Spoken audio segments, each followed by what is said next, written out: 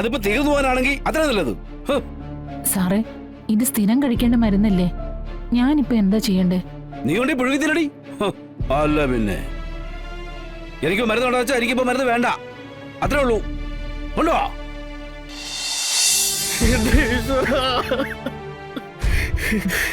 വിഷ്ണുവിന് അറിയായിരുന്നു ആ ഓപ്പറേഷനിൽ വിഷ്ണു മരിക്കുമെന്ന്. പക്ഷേ അതൊരിക്കലും തന്നെ ആശ്രയിച്ച് കഴിയുന്നവരാരും അറിയരുതെന്ന് അവൻ ആഗ്രഹിച്ചു. ഒരാളെ അറിയിക്കാതെ ഓപ്പറേഷന് വേണ്ടി മധുരയിലെ ഹോസ്പിറ്റലിൽ എത്തിയ വിഷ്ണുവിന് ഒരു സഹോദരിയുടെ സ്ഥാനത്ത് നിന്ന് ഒപ്പിട്ട് കൊടുത്തത് ഞാനാ. താൻ മരിക്കുമെന്നും താൻ മരിച്ച തന്റെ അവയവങ്ങൾ മറ്റുള്ളവർക്ക് ഉപകാരപ്പെടണമെന്നും ആഗ്രഹിച്ച് വിഷ്ണു അവന്റെ അവയവങ്ങളും ദാനം ചെയ്തു, ഹാർട്ട് അടക്കം.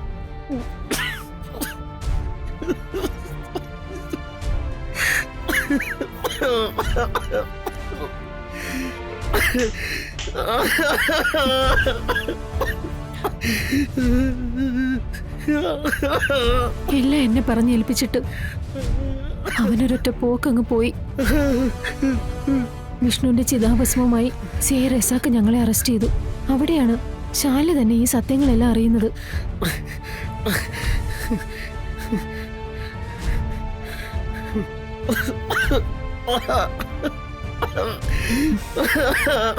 ഇനി കമലം പറ,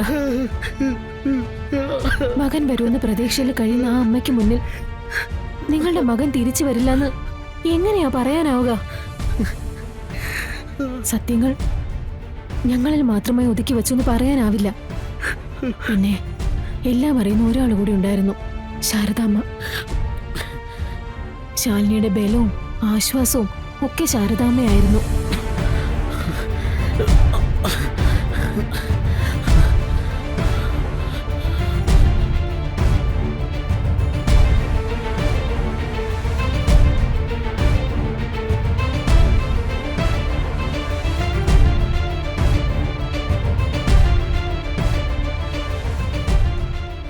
പിന്നെ ഇപ്പോഴത്തെ ഇൻഷുറൻസ് തുകയുടെ പ്രശ്നം. അതൊരു 30 ലക്ഷം രൂപയുണ്ടായിരുന്നു. ആ തുക വിഷ്ണുവിന്റെ പേരിൽ ഒരു നിർധന കുടുംബത്തിന് ശാലിനി വീട് വെച്ച് കൊടുക്കുക. അതും വിഷ്ണുവിന്റെ മക്കളുടെ ഒപ്പം പഠിക്കുന്ന ഒരു കുട്ടിക്ക് വേണ്ടി. ഈ തുക വാങ്ങിക്കാൻ വേണ്ടി വിഷ്ണുവിന്റെ ഡെത്ത് സർട്ടിഫിക്കറ്റ് ആവശ്യമുണ്ടായിരുന്നു. അതിനായി പോയത് ഞാനും ശിവനും കൂടിയായിരുന്നു. കമല, എല്ലാരും കൂടി നിങ്ങളെ ചതിക്കൊന്നും അല്ലായിരുന്നു. വിഷ്ണുവിന്റെ ആവശ്യപ്രകാരം കാര്യങ്ങൾ നടത്തുകയായിരുന്നു. ഇതെല്ലാം വിഷ്ണുവിന്റെ അമ്മ സത്യാമ്മയും മറ്റുള്ളവരെ അറിയിക്കണമെന്നുണ്ടായിരുന്നു. പക്ഷെ എങ്ങനെയാ? ഈ പറയുന്നതെല്ലാം ഏത് രീതിയിൽ എടുക്കുമെന്ന് പറയാൻ പറ്റില്ല. ഈ കാര്യത്തില് ശാലിനി ഒരു തരത്തിലും തെറ്റുകാരിയല്ല. സത്യാമ്മയുടെ മനസ്സ് തകരരുതെന്ന് കരുതി സത്യങ്ങൾ ഒളിപ്പിച്ചു വെക്കാൻ ശ്രമിച്ചു. പക്ഷേ അത് ഇത്രയും കുഴപ്പങ്ങളിൽ കൊണ്ടെത്തിക്കുമെന്ന് എനിക്കറിയാറുന്നില്ല. ഇനിയിപ്പോ ഇതെല്ലാം പറഞ്ഞിട്ട് എന്താ കാര്യം? എന്റെ വിശ്വാസം പോയില്ലേ?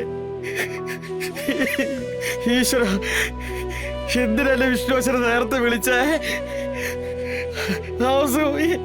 എനിക്ക് തരാറുന്നില്ലേ?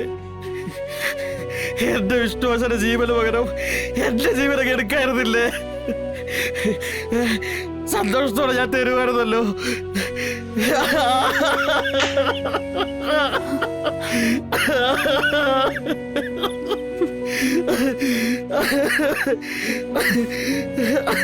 കമല, നീ ഈ സാഹചര്യമായിട്ട് എങ്ങനെയെങ്കിലും പൊരുത്തപ്പെടണം. വിഷ്ണുവിന്റെ ആത്മാവ് ആഗ്രഹിക്കുന്നതും അത് തന്നെയായിരിക്കും. സത്യാമ്മ കൂടി വിവരങ്ങൾ അറിയണം. വിഷ്ണുവിന്റെ നിർദ്ദേശപ്രകാരമാണ് ഇതെല്ലാം മറച്ചു വെച്ചതെന്ന് മനസ്സിലാക്കണം. എന്നാലേ ശാലിനിയോടുള്ള ദേഷ്യത്തിന് അയവുണ്ടാകൂ. അതിന് കമലനോ ഞാനോ ശ്രമിക്കണം. വിഷ്ണുവിന് വേണ്ടി, അവന്റെ ആത്മാവിന് വേണ്ടി അത് ചെയ്യണം. ചെയ്തേ പറ്റൂ.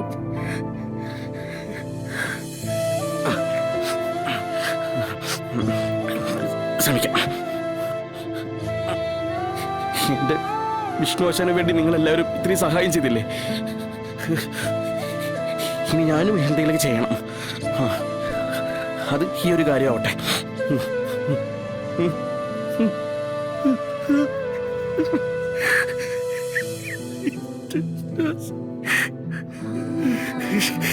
എന്റെ എടുക്കായിരുന്നില്ലേ?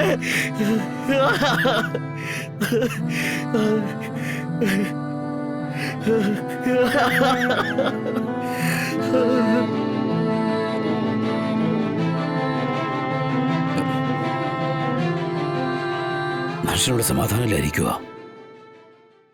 എല്ലാം നേരെ വന്നു വെച്ചാ പിന്നെ തുടങ്ങുമോ?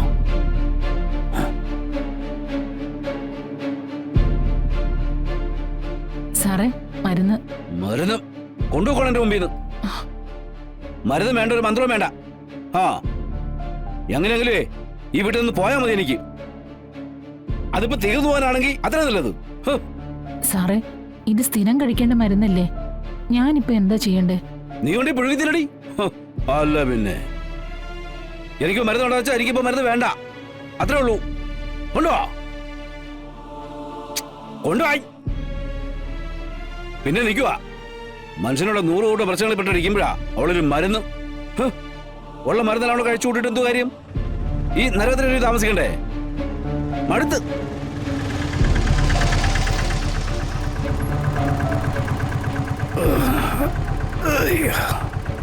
ആ എത്തിയല്ലോ.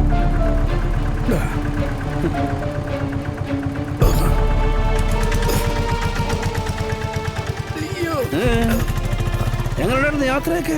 അല്ല പളനി ട്രിപ്പ്. ശവത്തിൽ കുത്താതെ സാറേ. എടോ ഞാൻ കുത്തൂടോ. എടോ ചെയ്ത പാവങ്ങളെ കഴുകിക്കളയാൻ പോയില്ലേ ഇതായി. എടോ തന്നെ അങ്ങനൊന്നും രക്ഷപ്പെടാൻ ഈശ്വരൻ സമ്മതിക്കത്തില്ല.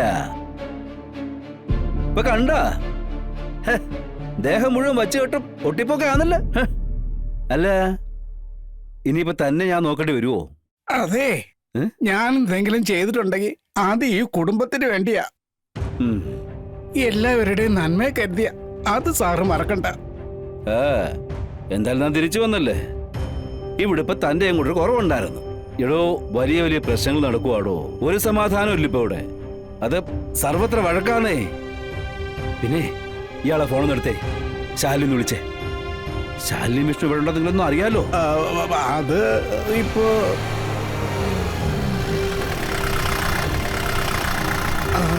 അവരെത്തിയല്ലോ സാറേ.